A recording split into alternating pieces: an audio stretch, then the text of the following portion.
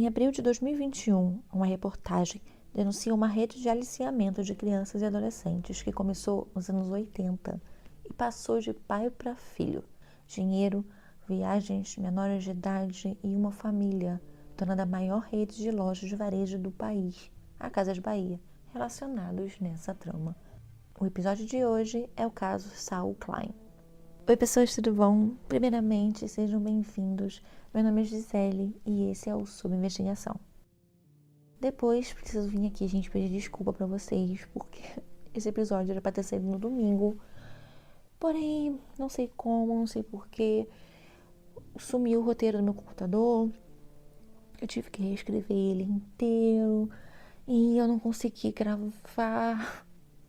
Eu não consegui gravar o áudio, foi difícil. Ai, gente. Parecia assim, tava tudo dando errado pra não acontecer esse episódio. Mas eu sou brasileira, não desisto nunca. E estamos aqui de novo, tentando novamente. Dessa vez vai. Bem, antes de tudo, antes do episódio, vamos aos recados. Se você estiver me ouvindo no Spotify, na Apple Podcast ou em qualquer plataforma em que seja possível avaliar, não esquece de deixar a sua avaliação, tá? E se puder ser 5 estrelas, tá? Por favor, caso você tenha gostado, claro, caso você tenha gostado desse podcast. E se você realmente gostou, ou se você já gosta, considere se tornar um apoiador. Ajude o Sob Investigação a poder continuar trazendo novos casos, produzindo conteúdo semanalmente. E, gente, conseguir um lugar para ter paz para gravar, sem barulho, sem cachorro, sem gritaria.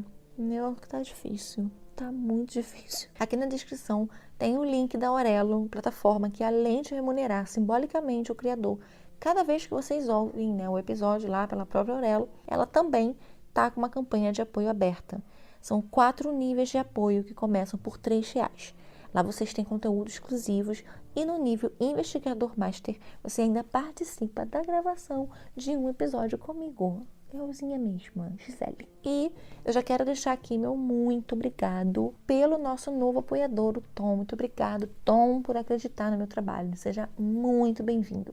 Mas se você não pode se comprometer mensalmente, na descrição também tem o Pix da podcast, caso você queira fazer uma contribuição única. E pode ser de qualquer valor, tá, gente? Então é isso.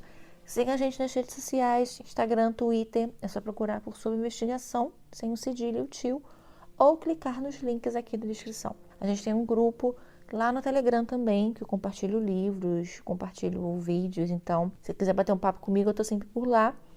O episódio de hoje foi sugerido por uma seguidora lá no nosso Instagram, em uma caixinha de perguntas que eu abri. Então, vocês podem mandar sugestões de caso pra gente, tá? Eu sempre anoto, sempre salvo, para depois eu dar aquela pesquisada. Então, segue a gente lá no Instagram, deixe sua sugestão. Eram esses os recados e agora, bora para mais um caso? Caso alguém citado nesse episódio queira, por qualquer motivo, entrar em contato, envie um e-mail para sobinvestigação@gmail.com. Sob investigação, sem C cedilha, sem o tio e com 2 O. Antes de começar, vamos contextualizar e começar lá do começo. Vamos iniciar esse episódio contando a história por trás das Casas Bahia. A Casas Bahia foi fundada por Samuel Klein. Esse nome, você pode até ter pensado, né? Um brasileiro, um baiano, tivesse fundado uma das maiores redes de varejo desse país. Mas não. A Casas Bahia foi criada por um polonês. O Samuel Klein era o 3º filho de Suscher e Sheva Klein. Eu não tenho certeza, tá, gente, se eu pronunciei certo. Vocês me perdoem meu polonês. Ele é bem ruim. Ele é tão ruim que ele nem existe. Bem nesse nível. Ele nasceu no dia 15 de novembro de 1923, numa pequena aldeia na Polônia. A sua família era judia, uma região em que os judeus não eram bem tratados e moravam também numa região que já havia sofrido muito durante a Primeira Guerra, que havia terminado oficialmente há apenas 5 anos. Quando a Segunda Guerra começou, em 1939, a família Klein foi levada para campos de concentração. Ele e o pai foram para um campo de Majdanek, enquanto a mãe e 5 dos 8 irmãos dele foram para o campo de Treblinka, onde acabaram sendo mortos. Durante a transferência para o campo de extermínio de Auschwitz a pé, em 1944, Samuel conseguiu fugir. Após descobrir que a casa dele havia sido completamente destruída, ele foi trabalhar em algumas pequenas fazendas ali no redor. Mas, por fim, ele decidiu sair da Polônia e ele conseguiu ir para a Alemanha Ocidental, logo depois do fim da guerra. Oficialmente, né? Como vocês sabem, a Segunda Guerra Mundial terminou em 1945. Samuel conseguiu reencontrar o pai e 2 irmãos, mas a Europa ainda estava muito insegura. Samuel, ele casou-se com uma alemã, teve um filho, Michael, e trabalhando como vendedor começou a juntar dinheiro para sair da Europa. Ele tentou ir para os Estados Unidos primeiro, mas ele não conseguiu. Então ele acabou conseguindo um visto para a Bolívia. Em 1951, ele, a esposa Ana Wangerin e o filho, o Michael, vêm para a América do Sul. A Bolívia passava por uma revolução e, tendo uma tia que morava no Rio de Janeiro, o Samuel achou melhor ir para o Brasil. Em 2 meses no Brasil, ele conseguiu um visto de residência e aí ele vai com a família para São Caetano do Sul, no ABC Paulista. O Samuel, ele havia conseguido juntar $6.000 na Europa e com esse dinheiro ele comprou uma pequena casa, uma charrete e uma cartela de clientes de um outro judeu. E aí ele começou a trabalhar como mascate, vendendo ali de porta em porta. Samuel, ele começou a prática de deixar os clientes pagarem como se fosse uma espécie de crediário, em parcelas, né? O que fez com que as vendas dele acabassem sendo muito boas. Em 1957, o Juscelino Kubitschek, o presidente do Brasil na época, autorizou montadoras de carro internacionais a se instalarem no Brasil. E aí várias delas acabaram indo para a região do ABC. A mão de obra para essas fábricas veio da região norte, da região nordeste do país, que são regiões quentes, que não estavam muito acostumadas com o clima um pouco frio e chuvoso da Terra da Garoa. O Samuel viu ali uma oportunidade. Ele, que trabalhava vendendo roupas de cama, cobertor, poderia vender muito mais cobertores justamente para essas pessoas. Em janeiro de 1958, ele resolveu abrir uma loja em São Caetano, na Avenida Conde Francisco Matarazzo. Ele deu a ela o nome de Casas Bahia, em homenagem aos clientes que ele tinha, a maioria nordestinos. A loja começou a variar os produtos que vendia. Então ele começou vendendo cobertor, roupa de cama, e aí um pouquinho depois ele adicionou móveis, colchões. Assim começava a história de sucesso da Casas Bahia, que daria a Samuel o apelido de Rei do Varejo. O Samuel teve 4 filhos. O Michael, né? O Michael. Gente, é um nome difícil esse, né? Porque pode ser Michael, Michael. Eu acho que é Michael, né? Acho que é. Não sei, gente, mas vocês entenderam. O Saul, o Oscar e a Eva. Nos anos 2000, a Casas Bahia se fundiu ao conglomerado Pão de Açúcar e hoje faz parte da Via Varejo, que une, além das Casas Bahia, o Ponto Frio. Hoje, a Casas Bahia é considerada a 6ª maior rede de varejo de toda a América Latina e a 2ª do Brasil. Em novembro de 2014, Samuel Klein veio a falecer de insuficiência respiratória. A gestão do seu império ficou a cargo dos seus 2 filhos mais velhos, Michael e Saul. Mas toda essa história de superação e sucesso escondia uma bem mais sombria. Não foi só a Casas Bahia que Samuel deixou para o seu filho Saul. A predileção por meninas novas também. Em abril de 2021, a agência pública escreveu uma reportagem em que denunciava o aliciamento de crianças e adolescentes por Saul Klein e seu pai, Samuel Klein. Saul é o 2º filho de Samuel e Ana. Ele nasceu no dia 23 de fevereiro de 1954. Seu nome é uma homenagem ao seu avô. Em 2009, ele vendeu a sua parte nas Casas Bahia integralmente ao irmão, o Michael. Saul acabou se envolvendo então no mundo do futebol. Ele investiu dinheiro no São Caetano no início dos anos 2000 e comprou o Clube Ferroviária de Araraquara, em São Paulo, que inclusive estava para ser vendida aí para uma marca de cerveja por R$30 milhões no início desse ano. Em 2020, ele foi candidato a vice-prefeito de São Caetano pelo PSD. No fim desse mesmo ano, a jornalista Mônica Pérgamo publicou na Folha de São Paulo matéria em que consta acusações que estavam surgindo contra Saul. 14 mulheres o acusavam de estupro e aliciamento. Saul, de acordo com a matéria, para operacionalizar suas preferências, vamos assim dizer, abriu, através de terceiros, uma agência de modelos fictícia. As meninas se inscreviam para seleções de modelos. Chegando lá, elas recebiam uma proposta de fazer o que era chamado de, abre aspas, teste com um príncipe, fecha aspas. Essas meninas vinham de diversos lugares do país para São Paulo. Elas eram chamadas para testes de seleção, para campanhas para redes de supermercados, redes de lojas, marcas de biquíni, mas tudo não passava de um disfarce. As meninas selecionadas para o teste com um príncipe eram informadas de que estava em São Paulo um príncipe e que ele pagaria muito mais do que aquela proposta lá inicial, que inclusive a menina não tinha passado. Elas então eram direcionadas para uma das propriedades de Saul. Chegando lá, elas eram ensinadas sobre o que falar, o que responder, como falar. Saul fazia para todas elas 22 perguntas. Acertando todas, conforme o que elas já eram pré-ensinadas a responder, elas eram induzidas a praticarem sexo com ele. O grupo de meninas ficava nas propriedades do príncipe de quinta a domingo. Nos fins de semana, elas iam para o que era chamado de spa, um sítio pertencente a Saul que ficava na cidade de Boituva, no interior de São Paulo. No spa, elas relatam um ritual. Ele chegava depois de todas elas já estarem lá. Elas precisavam fazer um círculo. E aí ele ia passando de uma em uma no círculo, dando um beijo na boca.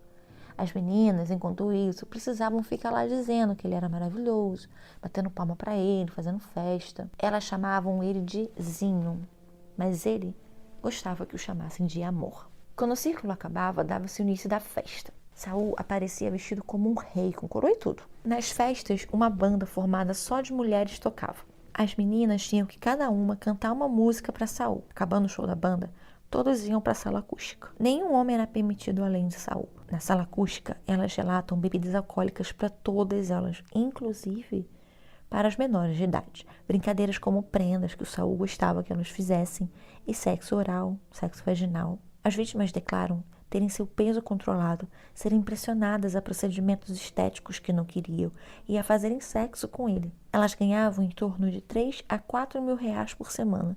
Tinham que fazer aulas e decorar filmes pornôs para depois fazerem igual. Não podiam usar celulares, não podiam se comunicar com ninguém de fora da casa. Como vocês sabem, esse é um podcast opinativo e eu sei que com certeza alguém vai pensar: se elas ganhavam tudo isso? Nossa, elas ganhavam tanto dinheiro, né? Estão reclamando. Vamos lá. Uma coisa é você se prostituir. Pelo menos as garotas de programa que eu conheço começaram porque quiseram, o que não significa que várias mulheres e homens façam por falta de opção. Inclusive, infelizmente, muitas trans se prostituem, porque o mercado de trabalho formal ainda não é inclusivo. Mas eu tô falando aqui do que eu conheço.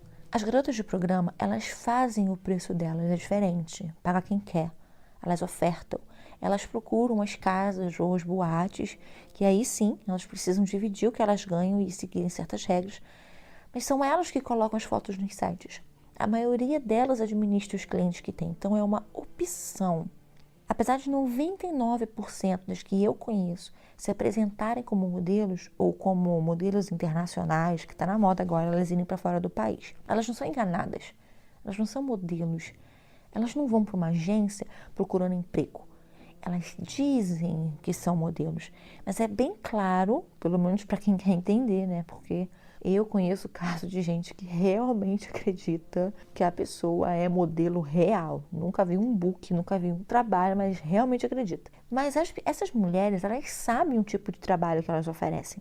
No caso dessas meninas, elas estavam indo atrás de trabalho de modelo de verdade, acreditando que era algo sério. Elas não foram vender o corpo delas. Elas foram vender a imagem delas. É completamente diferente. Então as pessoas precisam entender que você vender seu corpo, fazer sexo em troca de dinheiro é uma coisa. Você vender a sua imagem em troca de receber por um trabalho, seja ele fotográfico, seja ele em vídeo ou passarela, é outra coisa. Assim como garotas de programa, elas escolhem os clientes que elas querem. Elas vendem para quem elas quiserem. Essas meninas eram forçadas a terem relações sexuais somente com o Saul. E ele pagava o valor que ele estipulava. Então não importa, gente, se fosse 3 mil, 4 mil, 100 mil reais. Elas não estavam recebendo aquele dinheiro porque elas queriam receber aquele dinheiro. Elas estavam sendo induzidas e forçadas a manter relações sexuais com um homem que elas não queriam. Segundo as denúncias apresentadas, não só na reportagem da jornalista Mônica Bergamo, mas tem uma reportagem também do All Sports de dezembro de 2020 e um documentário que também foi produzido pela UOL, pela Universa, que é dividida em 3 episódios, existia um organograma bem estruturado para organizar toda essa operação. No topo dela estavam 3 mulheres: Marta, Ana Banana e Deia. Marta Aparecida Gomes da Silva, ela é apontada como a chefe de todo o esquema, a dona da agência chamada Áviles. O Saul, como aponta sua defesa, ele contratava a agência de Marta, a Áviles, para organizar festas para ele e que também selecionasse modelos para essas festas. Caso, durante a festa, o Saul e alguma modelo tivesse uma afinidade, surgia dali uma relação de Sugar Baby e Sugar Daddy, sem que elas fossem pressionadas ou obrigadas a isso, mas por totalmente livre vontade. A Maria Aparecida ela foi citada e intimada, inclusive, diversas vezes em diversos processos abertos pelas vítimas, mas nunca respondeu a nenhuma. Em 2020, a polícia, mesmo sem o depoimento dela, finalizou o inquérito e pediu a prisão de Marta por crime de organização criminosa, tráfico de pessoas, coautora de estupros, falsificação de documentos, submeter pessoas a condição análoga à escravidão e exploração sexual. Caso você não saiba, mas eu imagino que você deva saber, prostituição no Brasil não é crime. Aliás, em grande parte dos países, prostituição não é crime. Exploração sexual, sim. Então, se você impõe a prática de sexo, se você não dá liberdade de escolha, seja da mulher, seja do homem, seja de uma mulher trans, de um homem trans, é crime. As meninas que o Saul escolhiam, elas precisavam ser brancas, ter um manequim 34, 36, e elas precisavam parecer muito mais novas do que elas realmente eram. Ele gostava de meninas que parecessem ter abaixo de 15 anos, mas, em sua maioria, elas tinham mais de 18, porque apesar dele gostar de meninas bem novas, ele não estava a fim de ser preso, né? E você, ter relações sexuais com menores de 18 anos, se não for consensual, e mesmo se for consensual abaixo de 14 anos, é estupro de vulnerável, né? O relato das vítimas, gente, são extremamente fortes. Ele tem uma barriga enorme e pressiona a gente, ele segura a gente. E ele já foi colocando, sabe, forçando um sexo anal. E ali foi quando eu comecei a pedir pra parar e ele não parava. Eu vou deixar no blog o link, tá, da série documental da UOL, os 3 episódios, mas vocês podem procurar no YouTube que tem todos os 3 episódios. O passaporte de Saul acabou sendo retido e ele ficou impedido pela justiça de contatar as 14 mulheres que o acusavam em 2020. Em 2021, a justiça devolve a ele o passaporte.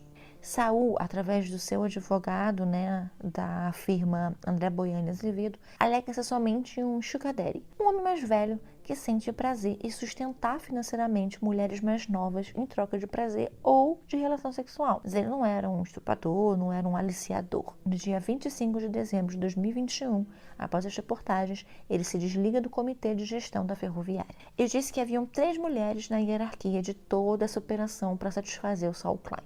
Então vamos às outras 2, Ana Banana e Deia.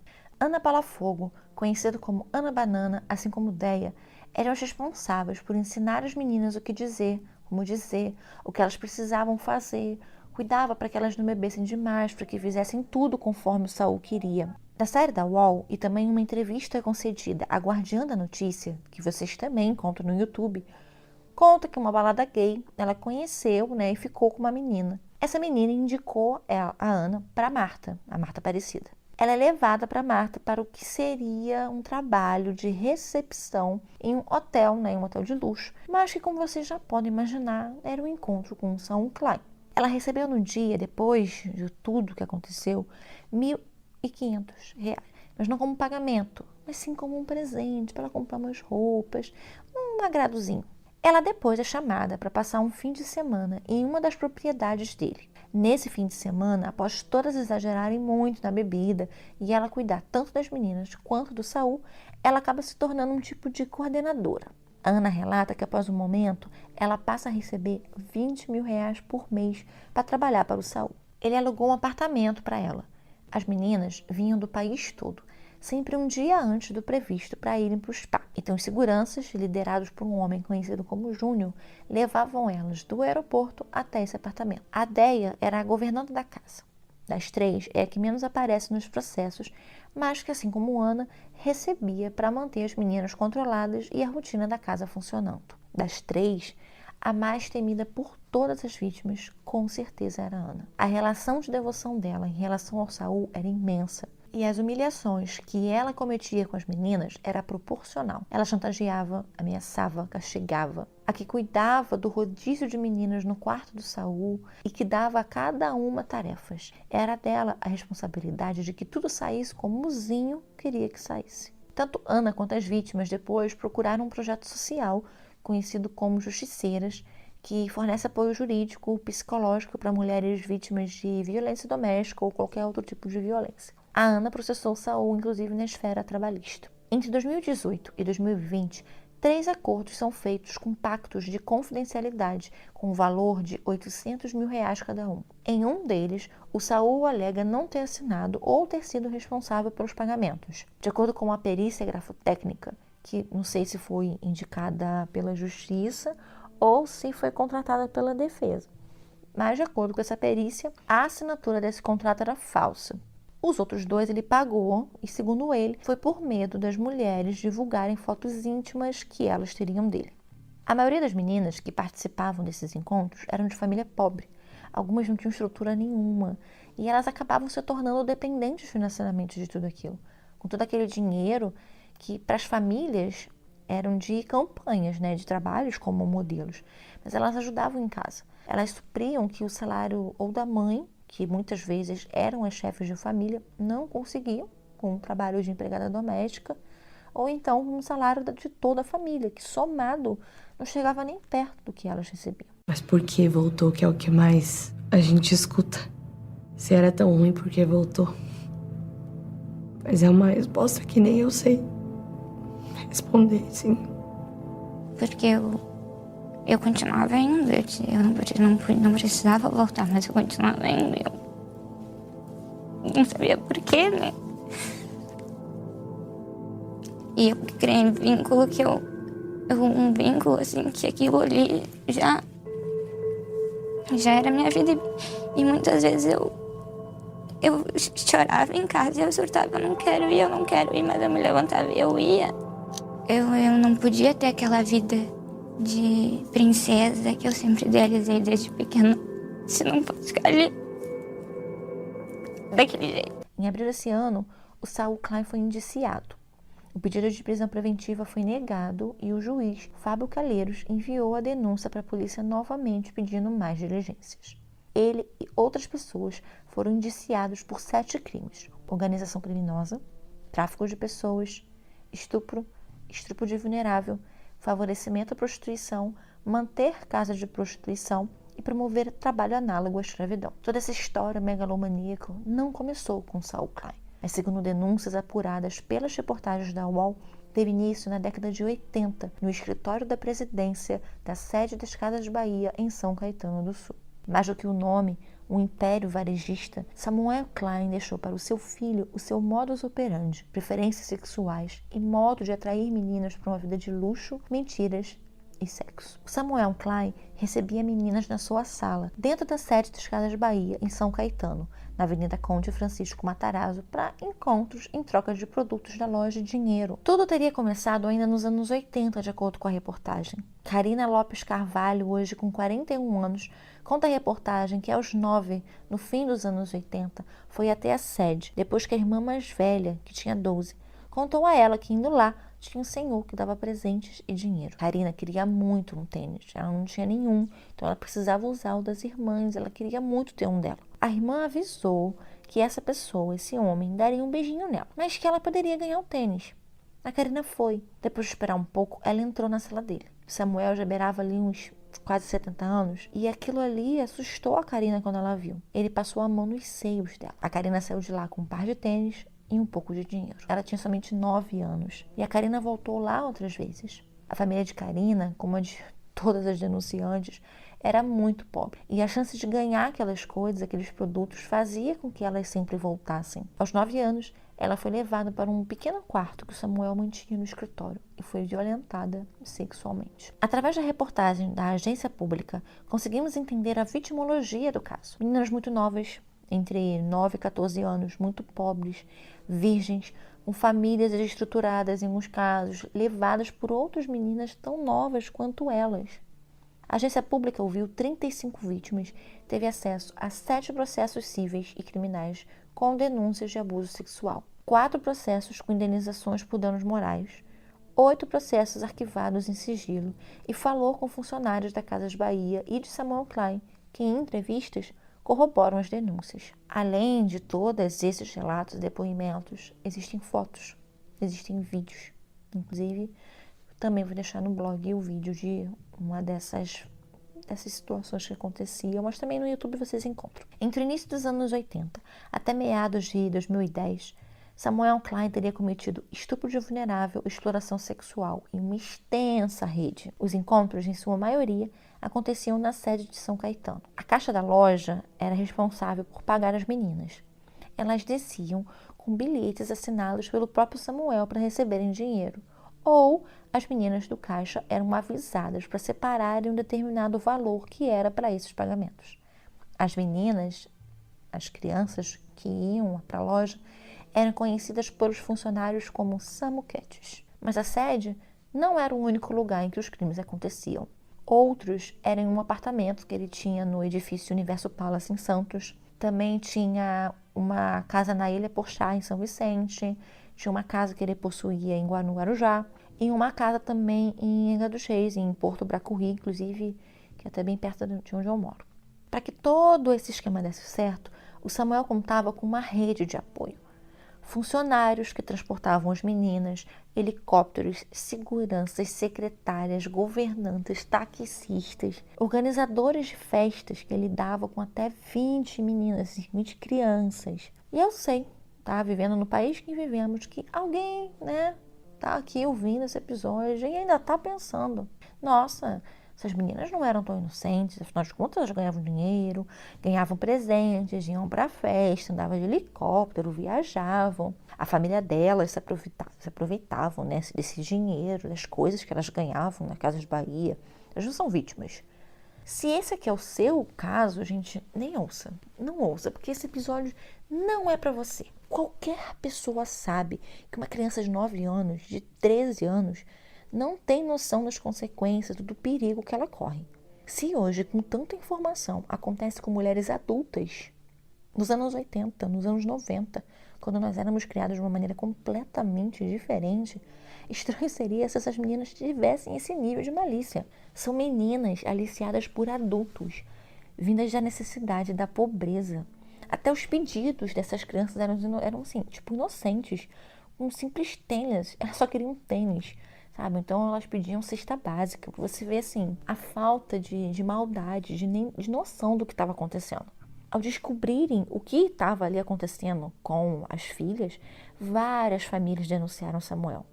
Todos silenciados com acordos extrajudiciais. 3 processos chegaram a ter andamento, mas a morosidade da justiça foi tamanha que os processos prescreveram. E aí você pode até tentar justificar o que não tem justificativa, mas você pode tentar justificar. Se elas aceitaram dinheiro num acordo extrajudicial, é porque elas realmente estavam interessadas no dinheiro dele. Não. Algumas famílias, como eu já disse, elas continuaram com o processo, não quiseram acordo. E o que aconteceu? Nada. Não aconteceu absolutamente nada. Os processos acabaram sendo extintos. Muitas vítimas já adultas processaram Samuel Klein pedindo indenização. Uma dessas mulheres, em depoimento à reportagem, relata ter sido estuprada por Samuel aos 16 anos, em 2008, e mantida presa em Angra dos Reis por vários dias. No depoimento à polícia, o Samuel confirma que ela teve sim em Angra, mas que ela não era menor de idade. Ainda segundo a agência pública, diversos ex-funcionários da loja, ao saírem, entraram com processos trabalhistas contra as Casas Bahia, alegando situações vexatórias e relatando episódios de precisarem entregar dinheiro ou de entregar produto a menores de idade, a meninas menores de idade, a pedido ou do Samuel ou do Saul. Uma das vítimas, que frequentou o escritório de São Caetano entre 2009 e 2013, relata, abre aspas, depois do almoço, a gente sentava e ele mandava colocar o filme. Era uma reportagem que conta a história dele, de como fugiu da guerra. Era sempre o mesmo. E quando acabava, todo mundo aplaudia. Fecha aspas. Em dezembro de 2009, o Samuel aparece em fotos, entrando com adolescentes em 2 helicópteros diferentes. A ANAC conferiu que, em 2009, os 2 eram de propriedade da Casas Bahia. Lúcia Amélia Inácio foi contratada como enfermeira nos anos 70 por uma unidade médica que atendia os funcionários da loja sede. Aos poucos, ela se tornou secretária pessoal de Samuel e, de acordo com tanto as funcionárias quanto vítimas, era responsável por aliciar as meninas e trazê-las para Samuel. Era a Lúcia que cuidava dos pagamentos, das festas, da distribuição de cestas básicas para as famílias das meninas. Mas a Lúcia não era a única. Também existia a Kátia Lemos. Kátia Lemos é outra mulher apontada como aliciadora. Ela começou a trabalhar para Samuel aos 13 anos de idade. Em entrevista à agência pública, a Kátia confirma que trabalhou para Samuel, mas afastando as meninas que iam à procura dele querendo dinheiro. Cabia a ela afastar as que ele não queria mais encontrar, mas que nenhuma era menor de idade. Todas diziam a ele que tinham mais de 18 anos. Como eu disse, tem alguns vídeos, eu vou deixar no blog, mas vocês podem achar isso no YouTube, gente. E neles vocês veem as meninas em uma festa, aparentemente uma festa de fim de ano, na casa do Samuel, no Guarujá. É impossível que ele, inocente, acreditasse que aquelas meninas tinham mais que 18 anos. A maioria, assim, é bem óbvio que eram crianças. A Kátia, ela organizava as festas na casa do Samuel e ela fazia toda a logística para levar as meninas. Para levar essas meninas, vários taxistas do ABC e que testemunharam eram pagos pelos seguranças da loja. Eles iam até a casa das meninas e depois deixavam elas na sede. A sede em São Caetano possuía pontos. Então, de lá, o Samuel já ia direto para Angra dos Reis com essas meninas. Já na casa, ele separava as meninas e formava um grupo que ia para o quarto com ele praticar sexo vaginal ou oral sem uso de qualquer método contraceptivo. As escolhidas ganhavam entre 500 a R$1.000. Tudo girava em torno do dinheiro. A Kátia Lemos, conforme a apuração da agência pública, teria adquirido com valor bem abaixo do mercado 2 apartamentos, os apartamentos 1204 e 1205, no 12º andar do Universo Palace, um prédio que fica bem à beira-mar, no bairro de José Menino, em Santos, e que pertenciam a Samuel Klein. A venda foi feita em junho de 1998 por R$15.000 cada, um quarto do valor dos apartamentos, de 110 metros quadrados. Samuel se apresentava para as famílias das vítimas como um benfeitor, um avô, que ajudava, que apoiava. Tinha algumas, inclusive, que ele chegava a chamar de neta. Na Ilha Porchá, em São Vicente, os vizinhos relatam filas de até 50 meninas na porta do prédio esperando. O Samuel costumava distribuir dinheiro e as mais bonitas ele convidava para subir e comer os lanches. As filas começaram a crescer cada vez que ele ia, até que foi feito um abaixo-assinado pelos moradores pedindo que ele saísse. E aí foi quando ele parou de ir. Para ficar claro, nenhum processo judicial contra o Samuel chegou ao final.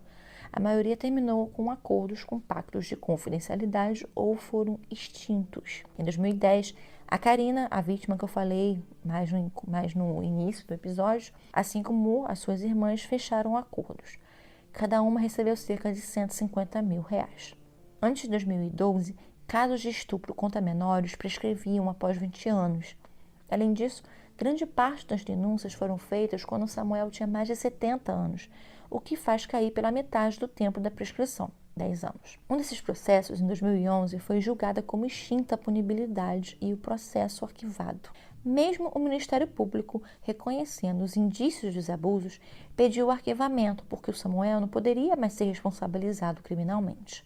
Uma prática também muito usada pelo Samuel era o de evitar as intimações. Ele evitava todas até o prazo esgotar.